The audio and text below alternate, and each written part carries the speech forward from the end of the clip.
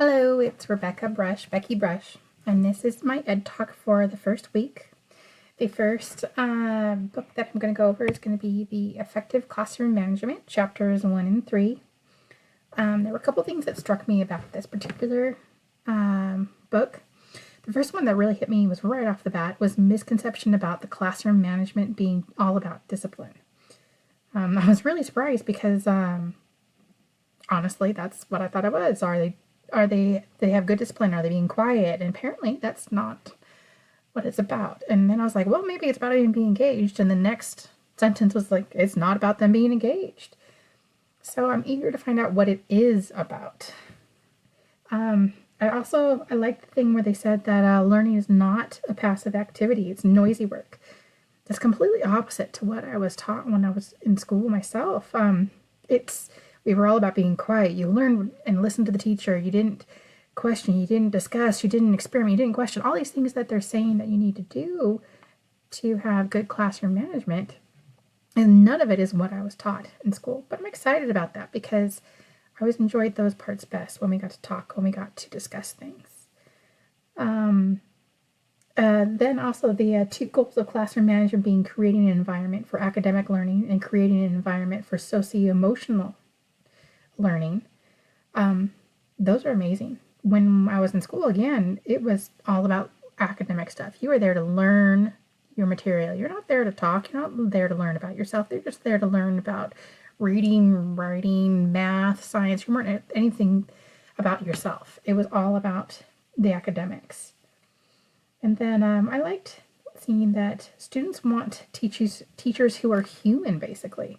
They want authority without it being rigid and having a lot of punishment. They want a relationship with their teacher, and they want to be engaged in a lesson. They want to learn, but they want to be engaged in it. They don't want it just to be given to them. And I like that because I remember fondly that some of my most exciting times in school was when I was actually talking with my teacher.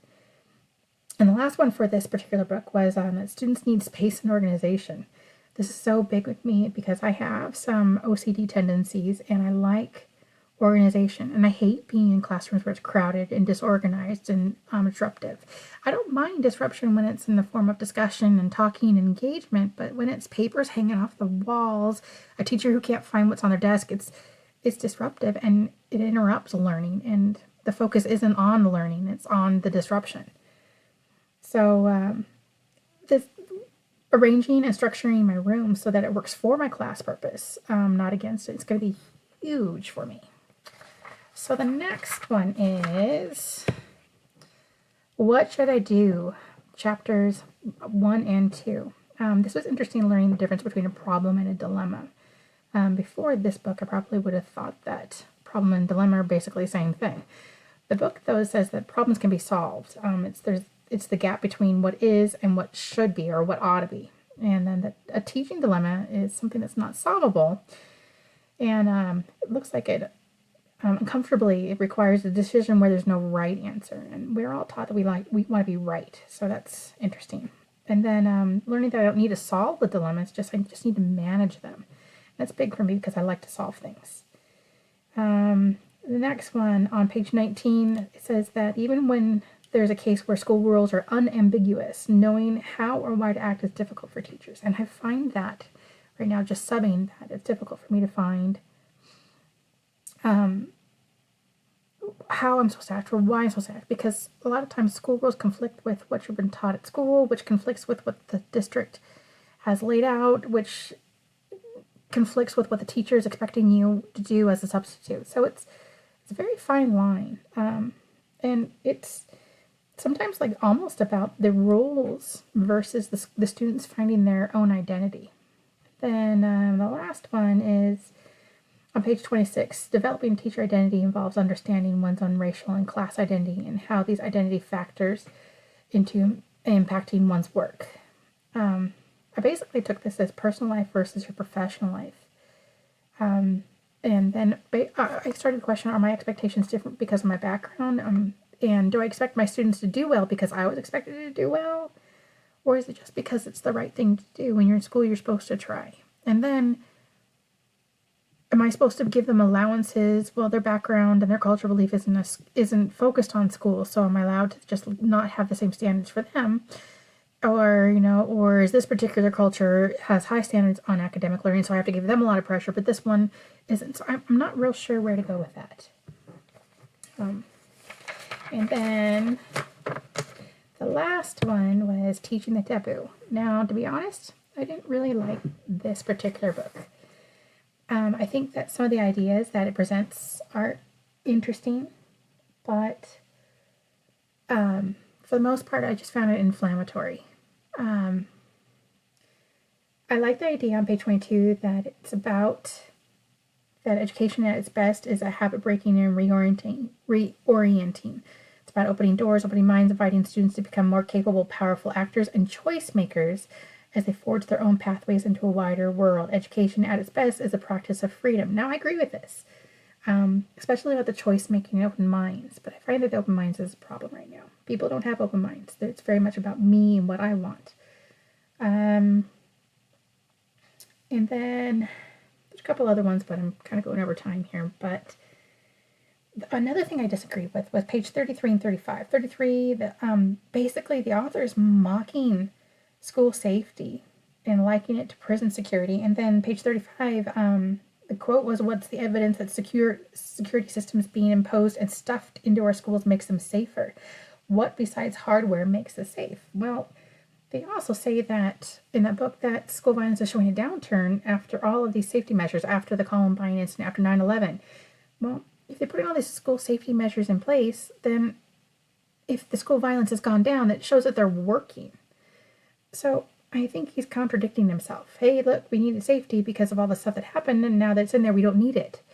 That's, I don't know, contraindicative of what it really is about. It's about keeping them safe. We are responsible for them being safe. And students being children don't always make the best decisions.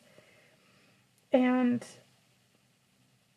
that leads me to page 36, where he compares teacher discipline and the standards for teacher safety and things like that compared to the student safety and discipline standards, which is ridiculous because they're not the same.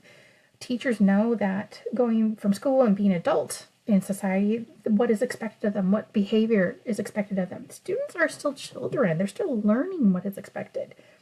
If students are given exacting standards and don't have these things spelled out, then we're just assuming that they know what to do and how to act. And that's unfair. We're supposed to be teaching them. And that's the job, is to teach them how to act and what to do. So just expecting them to know is completely unfair. And so I don't agree with the author there that we need to have less rules. I think the rules are good. And he cites the ambiguous nature of some of these rules as a reason to not have them. But I think saying how to dress properly for the environment is good. Because reminding them to dress properly is a good thing. Spelling it out exactly what they cannot wear can be good because they're not necessarily being taught those things at home. And if they can't be taught them at home, we need to have those expectations laid out explicitly at school so they know exactly what is expected of them. And then I have two more things. The last, page 48, they were talking that those of us in the schools should resist simply sharing stultified and sanitized text in the name of objectivity, as if that's where higher civilization lives.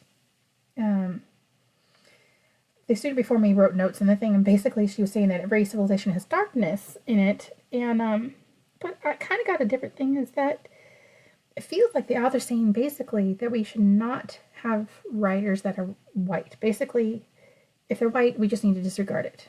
Even if it's historically significant, we need to discard it. Even if it's what we've had before, we need to discard it, all in the name of reading material from cultural writers, because the majority of the reading material before has been by white authors. It seems it's just reactionary and exclusive as only having the white authors. I don't think that we should have one or the other. I think a good combination of all of them is good. I think we have a lot to learn from white authors, from black authors, from Native American authors, from Asian authors. There's beautiful works written by Indians from India. Beautiful things to read. And I think only by reading all these different culture experiences, we can actually understand each other. But excluding one just because they're white is not fair as excluding one because they're black. It's just not fair any way you look at it. We need exposed to everything.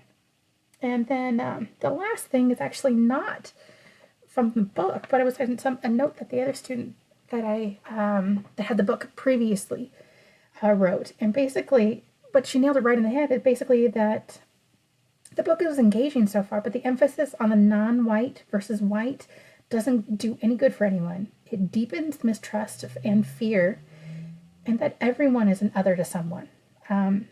Basically, we just need to study politics, study war, and look past what is comfortable, but do it for everywhere and for everyone. We all need to experience every culture, other cultures, and remind us of that. Not just be so blind that we see that our own culture is the best, or see that white culture is best, or black culture is best. We need to experience all the cultures and understand that each one has a unique and distinguished viewpoint.